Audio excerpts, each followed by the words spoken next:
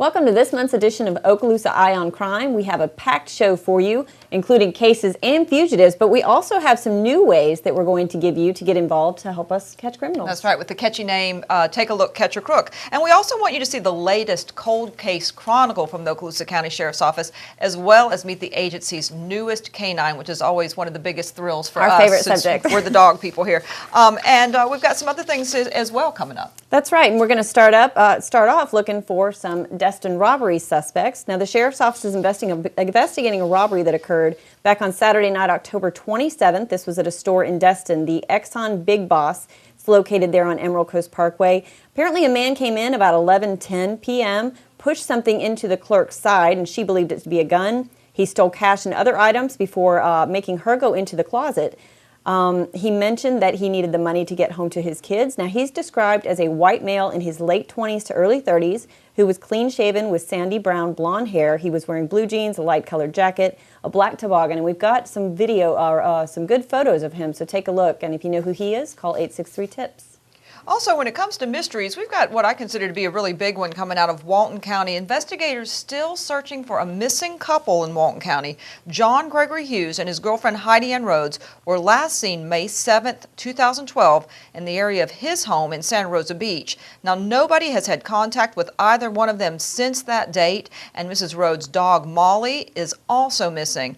A reward of $20,000 is being offered by the family for any new information leading to the safe return of Hughes and Rhodes, or for valid new information leading to the arrest and conviction of the person or persons responsible for their disappearance. And we do want to let people know that Crime Stoppers is offering up to the $1,000 reward in that case, and actually the family of the missing individuals are the ones that are offering that separate $20,000 reward. So just want to make that clear to everybody too. Next up, we don't have any photos available of these robbery suspects, but the Crestview Police Department actually responded to Jin Jin's Chinese restaurant on South Verdun Boulevard on October 14th.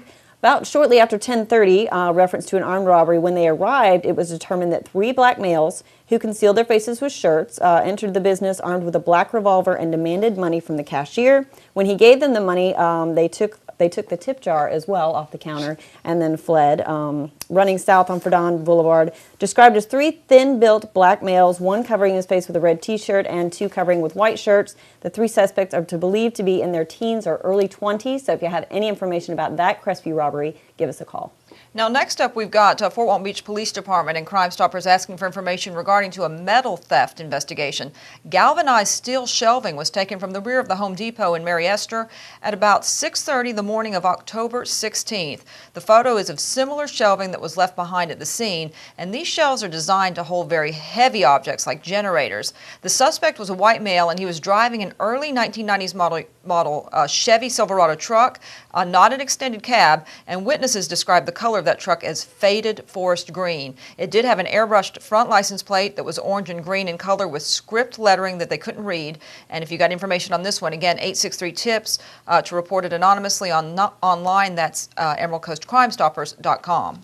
And next up, we have some pretty good photographs of this fraud suspect, so take a look at him. The Sheriff's Office is trying to identify this white male that cashed a fraudulent check at the Coastal Bank and Trust in Destin back on September 18th. He did actually make additional unsuccessful attempts to cash fraudulent checks at branches in Pensacola, but that's a pretty good picture of that individual. So if you know who he is, contact Crime Stoppers. And we were just talking about that mystery over in Walton County with missing persons, John Gregory Hughes and Heidi Ann Rhodes. Now we've got one as well in Okaloosa County that the Sheriff's Office has been working. This involves 37-year-old Marie Jane Carlson of Revere Avenue in Fort Walton Beach. She disappeared about a year ago, last seen October 18th, and she had sent a text message to several people on the 19th indicating she was leaving Fort Walton Beach to do something she always wanted to do, kind of a generic message. But her car was found at Northwest Florida Regional Airport on October 21st with no indications that she had taken a flight anywhere. Anyone with information on her whereabouts is asked to please contact Sheriff's Office Investigator Keith Motz at 850-609-2000 or again, call Emerald Coast Crime Stoppers at 863-TIPS. There we've got 2 pretty significant missing person mysteries, one in Okaloosa and one in Walton County, that we would love to have the public's help with. Right, and our last case is also going to be another missing person. This one's also out of Walton County. A Defuniak Springs man, Damian Matthew Andrews, he's 29. He was reported missing to Walton County back on March 2nd of 2011. Let's see, the Walton County Sheriff's Office requested the public assistance in locating Andrews in June, which resulted in, some information. But they're continuing to ask for information. Andrews was reported missing by friends and family, who stated that he'd spent the evening at a friend's residence the weekend of February 11th, reportedly last seen wearing a white t-shirt and blue jeans, traveling on foot. So anybody with information about that, of course, I know they worked with the Crestview Police Department, referenced that case. So anybody but with information about his whereabouts as well. 3 missing persons cases, we'd like to solve all of them. Yeah, we've got some significant crimes there that you can go to the website, obviously, at emeraldcoastcrimestoppers.com at any time. Take a look at the pictures that are always up there, that stay up there, so people can refresh their memory if they want to take a second look. Now let's talk about one of our favorite subjects, and that's the newest addition to the Sheriff's Office. That's right. This guy was born all the way over in Hungary. He's now in full training mode, and he walks on 4 legs. Meet Canine Forge, destined to become the next member of the Okaloosa County Sheriff's Office Canine Unit. At only 15 months old, he's already close to 75 pounds, has a very proud bearing, and shows lots of energy and promise. He's just arrived from Hungary, and his name, Forge, is a special tribute to fallen Okaloosa Deputy Tony Forgione. Deputy Forgione's end of watch was July 22, 2008, when he was shot and killed while trying to take into custody an individual wanted for mental evaluation. I've been close to the Forgione family for probably 11 years now. Tony and I got hired at the Sheriff's Office the same day, and his brother Joey and I worked at the Niceville Police Department for several years, as long as Joey's been in law enforcement. So we've got a special bond with the family to begin with, and to know Tony, I mean, I'm just honored. I'm honored to have my dog named after him. And Tony's brother Joey says he thinks Tony would be flattered and moved by being the namesake of the agency's newest police dog. I want to thank the Sheriff's Office and the Sheriff and the Undersheriff and all my brothers and sisters and Sterling, and couldn't have picked a better handler, Sterling. So I want to thank everyone for all the support in this. Deputy Esslinger and Joey believe that Canine Forge will live up to their expectations and bring some of Tony's crime-fighting attributes to his job. He's going to have to have a lot of drive, and I think he's going to do it. Just by looking at him and watching him, I think he's going to have what it takes. Wide open. There was no stopping Tony. He was gung-ho, wanted to go catch the bad guy, and that's what I wanted in the dog. But the thing is, with Forge too, is with Tony, he had a huge heart, and I think this dog has got that too. So very fun-loving, but serious when it needs to be serious. Both Canine Forge and Deputy Esslinger have months of hard work in front of them as they train to transform Forge into a badge-carrying partner. We have got, it's not just him, we train as a team, and we've got hundreds of hours in narcotics detection, tracking. Obedience is going to be the main thing. That's where we're going to start. You got to have an obedient dog. So obedience, agility, criminal apprehension, this is going to be hundreds of hours, several months before we can certify. So there's a lot of tough training and hopefully many, many years of service in the days ahead. Sheriff Larry Ashley, a former canine handler himself, said naming the newest dog Forge is one more way to say the Sheriff's Office will never forget Deputy Tony Forgione and his sacrifice. And as we mentioned earlier, Canine Forge's training is now in full swing, and we are going to try to keep you periodically updated on his progress. That's right. Now we're going to switch gears and we're going to take a look at some of the fugitives that we're trying to locate. We do want to remind you that all of these fugitives are wanted as of today's taping date, which is November 19th, 2012. First up is going to be 41-year-old Lee Morse Grant. He's wanted for robbery by sudden snatching. Last known address was on Harrelson Street in Fort Walton Beach. Call us if you know where to find Mackenzie Perez Harris, also known as Polo. He's a suspect in a Crestview Police Department grand theft investigation. He's 24 years old.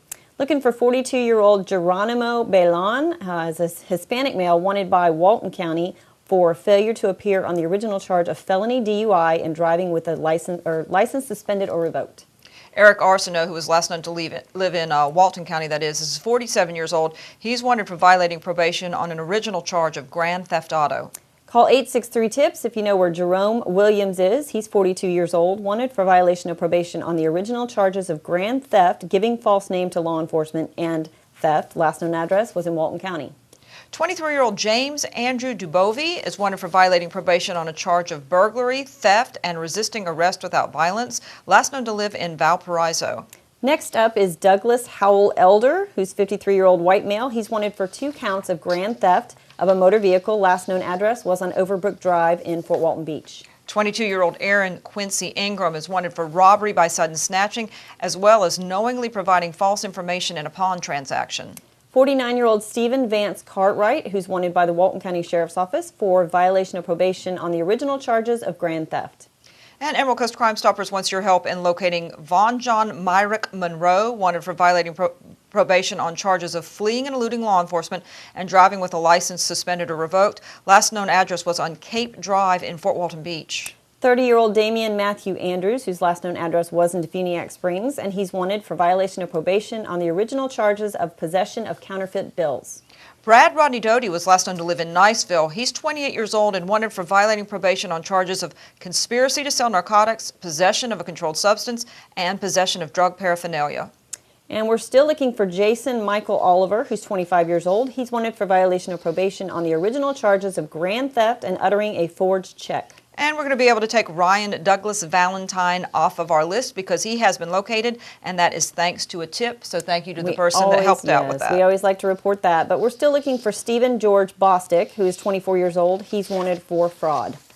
And now we want to tell you about a new program that's out that is available that is really an excellent complement to Emerald Coast Crime Stoppers. That's right. The Okaloosa County Sheriff's Office just launched Take a Look, Catch a Crook. It used to be that for the most part, only law enforcement officers would see the abundance of surveillance photos connected to local crimes, ranging from shoplifting to criminal mischief.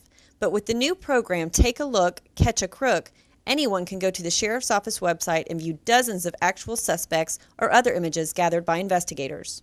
Go to the website, you'll see an image of a suspect or a vehicle. You can click on a link that'll take you and give you a little bit more detailed information about that specific crime. If you feel like you know who that suspect or know who owns that vehicle, click on the the section of it. It'll direct you to Emerald Coast Crime Stoppers. From there you can provide information, and if that information does pan out to be accurate, you could be eligible for up to a $200 reward through Emerald Coast Crime Stoppers.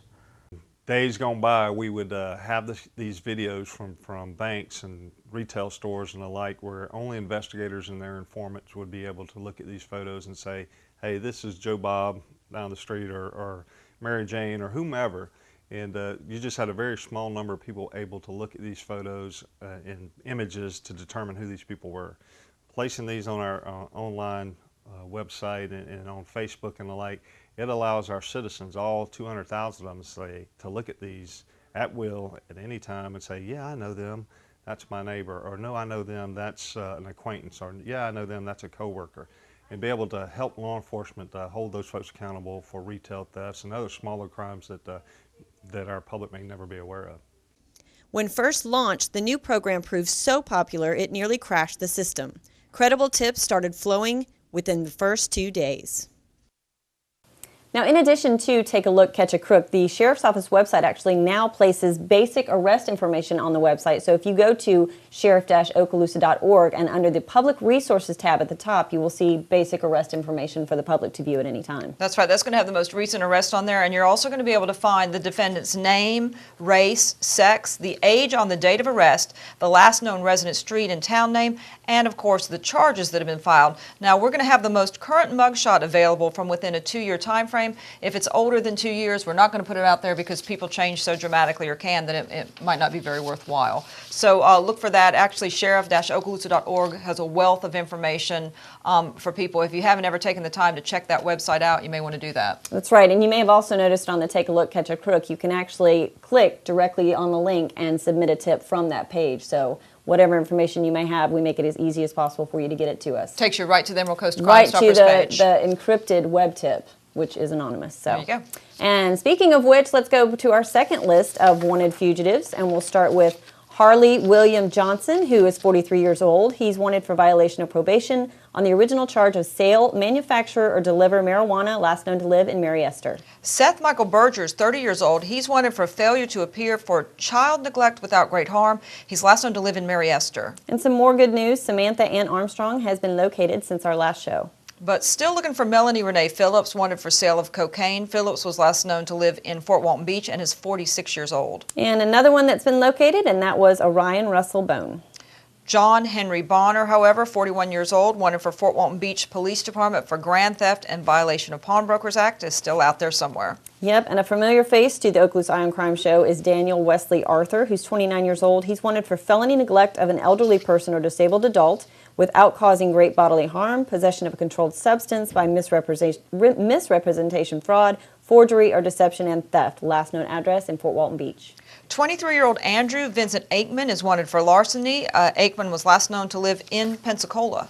Next up is Michael Eugene Demons, who's wanted for burglary, battery, and failure to appear on the original charges of possession of cocaine. Call us if you can help us find Alexander Wise, last known to live on McFarland Avenue in Fort Walton Beach. Wise is wanted for violating probation on charges of grand theft and misdemeanor fraud. And we're looking for 42-year-old Cassius Conan Weathersby, who's wanted for uttering a forged instrument, last known to live in Fort Walton Beach. The last known address for Samuel Edward Thomas was in Shalimar. He's wanted for violating probation on charges of providing false information to a pawnbroker, false imprisonment, and grand theft. James Michael Stange, who's 35 years old, and he's wanted for felony battery. And Stephen Smelly, 34 years old, wanted for dealing in stolen property. And last but certainly not least is Lonzel J. Knox, who's a 25-year-old black male, and he's wanted by the Walton County Sheriff's Office for aggravated battery. Many so-called cold cases have never been truly considered cold by investigators because there's always someone new looking through the evidence. That's right, and that's definitely the situation with this next case, which is Pluma Bell Sanford.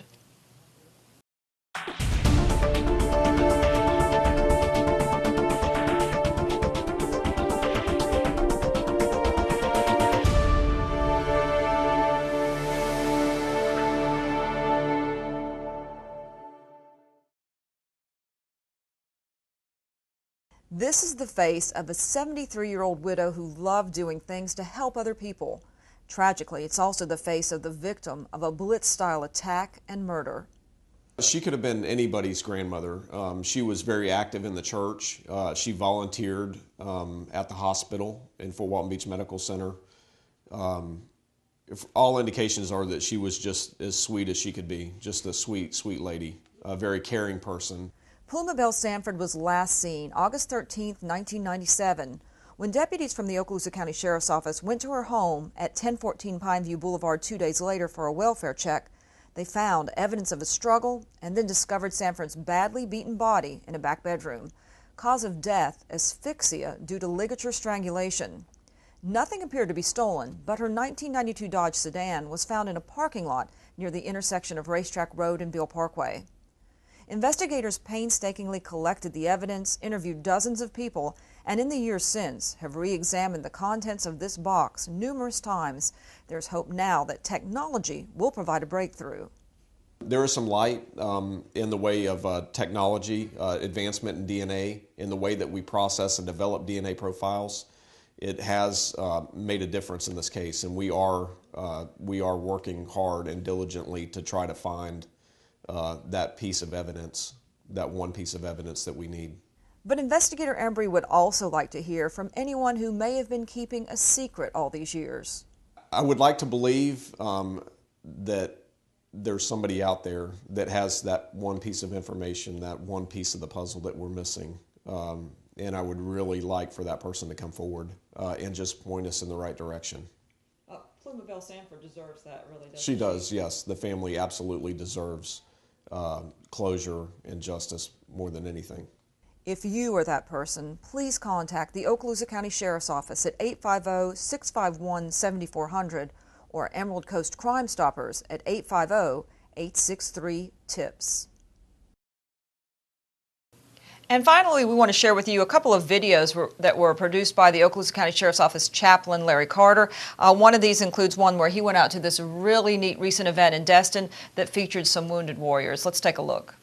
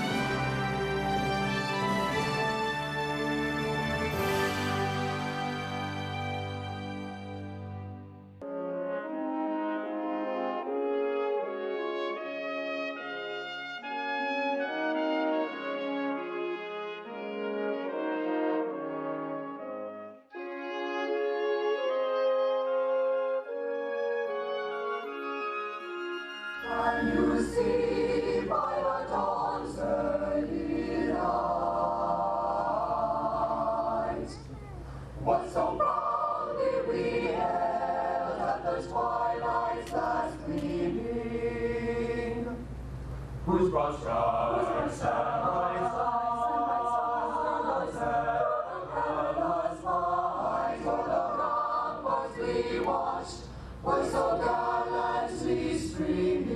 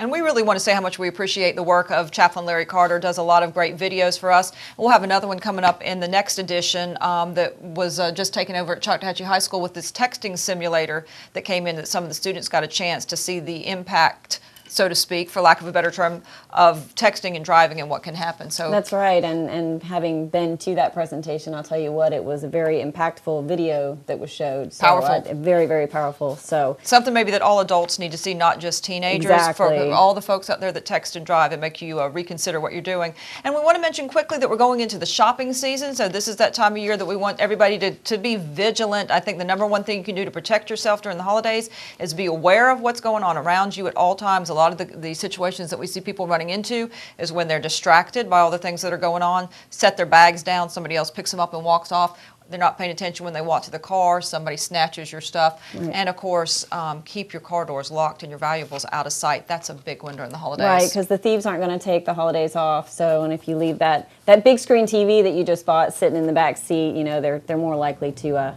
want to go after that. And that's going to do it for this show. Thank you for joining us. We'll see you next time.